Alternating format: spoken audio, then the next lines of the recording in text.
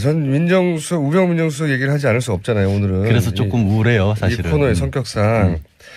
근데 저는 그분들 판사님들이 법조인 중에서도 엘리트잖아요. 영장실질심사를 하는 판사들은 더더군다나. 그러니까 제일 잘 나가는. 원래 사법시험이 그렇게 어렵다고 했는데 엘리트 중에서도 그분들만 따로 모아서 사법연수원에서 성적이 제일 좋은 사람들. 그렇죠. 네. 상위 20%. 네. 엘리트 중에 엘리트를 또 뽑고 그 중에서도 가장 엘리트라고 하는 분들이 이제 서울중앙지법에 영장실질심사하는 분들입니다. 근데 문제는 그러다 보니까 공부를 너무 잘하세요. 공부는 엄청 잘하는 게 확인된 분들이에요. 그렇죠. 네. 법리를 해석하고 법이 이렇게 적용돼야 된다고 법에 관한 한 최고 전문가들이 맞아요, 이분들이. 근데 문제는 그러다 보니까 이제 외골수가 되는 경향들이 가끔 있을 수밖에 없죠. 지금 이제 변호사에 불과하면서 지금 판사님을 공격해가지고. 아니, 국민의 시선으로서. 앞으로 법정에서 어떻게 하시려고. 가명 쓰려고요. 본인이 수임하는 사건들은 저놈이었어? 이름 바꾸면 되지 뭐 나도. 이름들 잘 바꾸던데. 그렇죠. 양지열 말고 음지열로 바꿔요. 성을 바꾸는 건 조상님에 대한 예의가 아니죠. 하여튼 그래서 사실 경찰이 기각된 게 아닌가 하는 생각을. 저도 그 생각을 아침부터 했는데 그러니까 법리야 물론 잘 따졌겠죠. 그건 뭐 의심의 여지가 없다고 봅니다. 그리고 전문가시고 가장 잘하는 분들이니까. 근데 이 영장 기각을 한마디로 하면 뭐 민정수석이 그거 모를 수도 있지 뭐. 몰랐다는 것에 대해서 변명을 계속해서 했고 그러니까 우병우 수석은 계속 위에서 그러니까 청와대에서 박근혜 대통령이 시키면 나는 몰랐고 했고 밑에서 보고서 올라오면 전날만 했다. 가교 다리 역할만 했다. 말도 안 되는 소리죠. 얘기를 했는데. 자기가 택배예요. 퀵입니까? 무슨 가교만 하게. 그러니까 그게. 청와대 내에 뭐 택배가 따로 있나요? 지금 사실은 진짜. 특검이 수사를 하고 있는 일들을 원래는 민정수석이 해야 할 일이잖아요. 그리고 그 수사를 다 가지고 있지 않습니까? 그거를 정보를 다 가지고 있고 이 영장 기각된 거에서 굉장히 모순된 점이 하나가 있는데 직권남용이 될 수 없다는 이유 중에 하나가 워낙에 민정수석이 광범위한 권한을 가지고 있기 때문에 뭐 공기업에 채용되는 사람의 뒤를 살펴봤다거나 뭐 공개된 자료였기 때문에 그다음에 뭐 공공기관이라고 봐야 할지 모르겠지만 민간기업으로 바뀌었지만 그거를 그냥 범위 내로 본 거거든요. 업무 범위 내로. 그거를 할 수 있는 사람이다라고 봤는데 근데 그러면 최순실은 몰라. 이게 이상하잖아요. 말도 안 되는 거죠. 원래 하는 일이 민정에 관해서 주요한 일을 살피는 건데 모른다라고 한 거죠.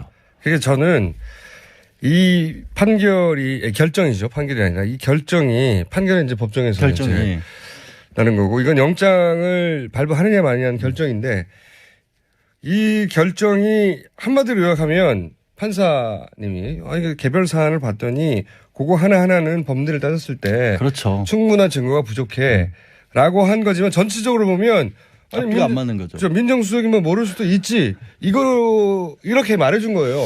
그러니까 이런 거죠. 직무유기라고 하는 거 직권남용 크게 두 개잖아요. 근데 직무유기 같은 경우가 글자 그대로 법 논리만 따지고 본다면 앞에서 예를 들어서 도둑이 도망을 가는데 경찰관이 그걸 보고도 오늘 피곤하니까 쉴래 이래서 안 잡았다. 이런 정도가 돼야 이제 직무유기라고 법적으로는 봐요. 직무유기를 법적으로 인정하는 사례가 그렇게 많지 않다고 하더라고요. 아주 의식적으로 그냥 풀어줬을 때. 근데 말씀하신 것처럼 이거는 하나만 놓고 보면 하나하나 사안 정도를 놓쳤다라고 하면 그렇게 볼 여지가 있긴 한데 너무 많거든요. 그런 게. 전체적으로 하나하나 따질 게 아니라 전체 흐름을 볼 때 이 모든 걸 다 모르고 할 수 어떻게 민정수석에 있으면서 이걸 하나도 안 봤지라는 얘기를 당연히 물어볼 수 있었는데 그 부분을 안 다툰 것 같아요. 그걸 안 다툰 게 저는 이제 판사들이 엘리트 판사들이 법을 다루는 데는 유능한데 법만 따지면 그러니까 원래 공부 열심히 하는 학생들은 주변 안 보잖아요.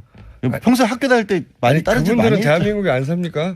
그분들은 연수원 안 다녀보셨죠? 연수원에 진짜 공부 잘하는 사람들은요. 진짜 딴 세상 살아요.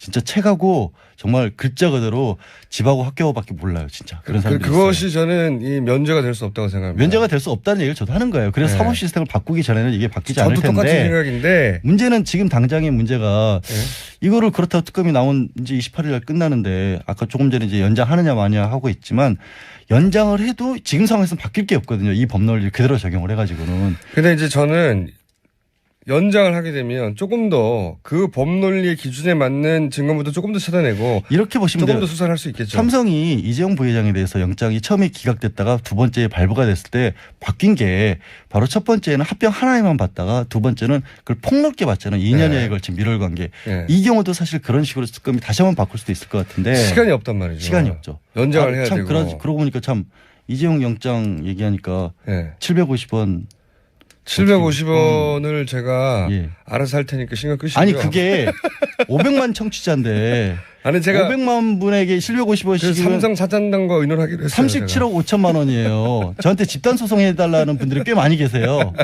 김한중 공장장 상대로. 네, 들어오세요. 네. 소송 들어오시고. 카페 예설하겠습니다. 근데 하여튼 여기서 오늘 우병우 전 수석이 영장이 기각되게 되는데 결정적인 또 계기는 그래도 어쨌든 판사이기 때문에 증거가 있어야 되는데 딱 떨어지는 물증이 없었다라는 게 좀 아쉬움이 있다는 거죠. 물증은 압수수색을 못하게 하는데 어떻게. 그렇죠. 청와대가 압수에 못 들어가니까. 이게 왜 물증이 있어야 되냐면 이런 거죠. 누가 이제 그런 말씀을 하시더라고요. 아니 몰랐다고 하면 다냐. 그럼 잘못한 일을 하면서도 나는 몰라서 못했다고 하면 뭐 교통신호 어겨놓고 난 못 봤다 이래버리면 다 되는 거 아니냐.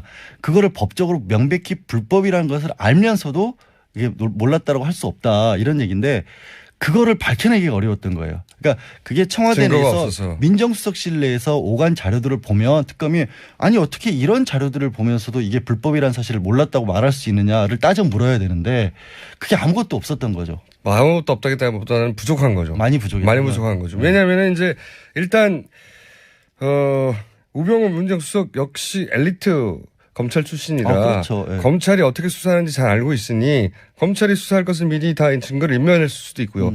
이 사항도 고려됐어야 된다고 봅니다. 당연히 모든 정보를 다 쥐고 있는 민정수석의 위치 그리고 엘리트 검사 출신으로 검사들이 수사를 할 때 얼마나 잘 대응할 수 있는가에 대한 고려 그리고 청와대에 압수수색하지 못한 것 이런 고려 그리고 이게 단순히 법리를 따지는 게 아니라 전체적으로 과연 이 사람이 2년 동안이나 이런 걸 아무것도 몰랐을 위치에 있는 것인가에 대한 고려 그리고 시대 정신이 뭔가에 대한 고려 뭐 이런 게 있어야 되는데 법만 따지면 뭐합니까?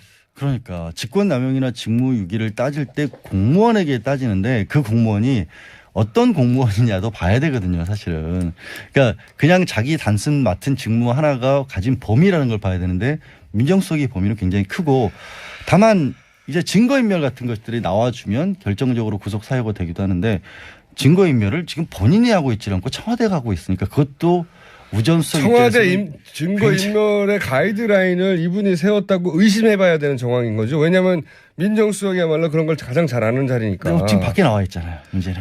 아니 이미 그 가이드라인을 세워주고 예 그분하고 이분하고 통화를 안 한다고 누가 보장할 수 있고 의사소통이 없다고 제가 이제 말하고 싶은 건 근데 이거는 그 수사에 있어서 한계점을 말하는 건데 저는 이제 판사에 대해서도 말하고 싶어요.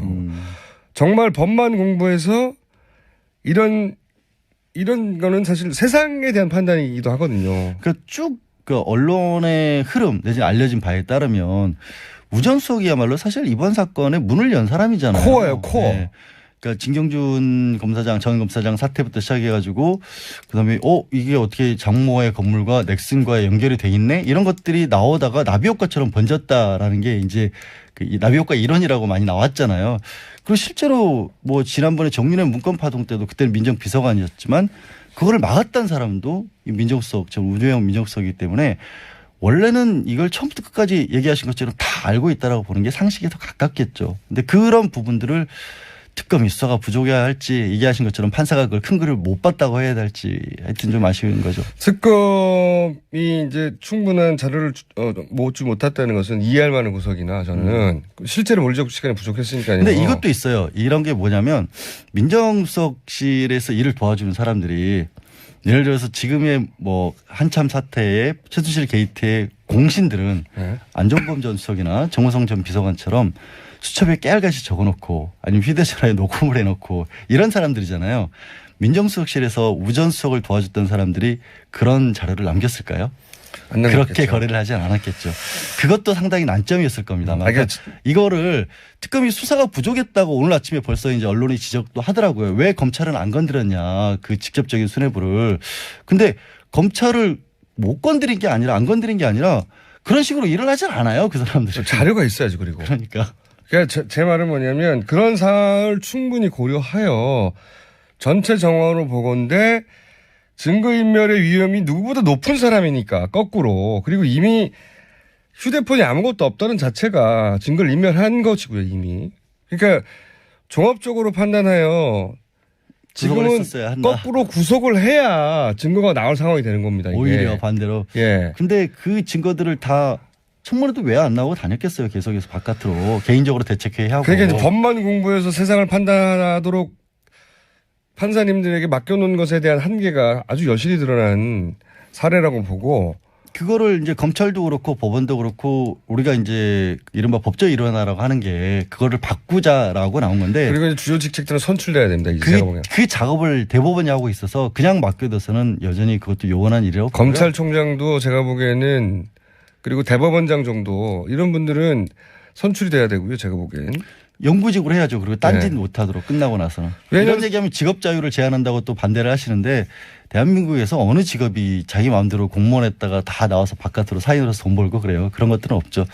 근데 우전석은 이제 몇 가지 남아있는 것들이 있긴 해요. 개인적인 어떤 문제들. 이미 변호사협회에서도 수임료 미신고로 징계를 받았기 때문에 그건 어느 정도까지는 사실관계가 드러났다고 봐야거든요. 이번에는 특검에서 이제 특검법에 따른 부분들 공적인 사안만 문제를 삼았기 때문에 이제 영장도 발부가 안 됐고 수사에 난맥이 있었는데 조금 명백하게 드러난 개인 비리 같은 부분은 앞으로도 추가 수사를 해야겠죠. 저는 이제 사법부가 자기가 내리는 결정들 그 결정들의 어떤 역사적 의미를 스스로 이해할 수 없거나 감당할 수 없는데 그런 결정을 내리는 권한을 이런 식으로 계속 전적으로 100% 맡기는 게 맞냐 이런 근본적인 질문도 던져봐야 된다고 생각하는 거죠. 저는 앞으로.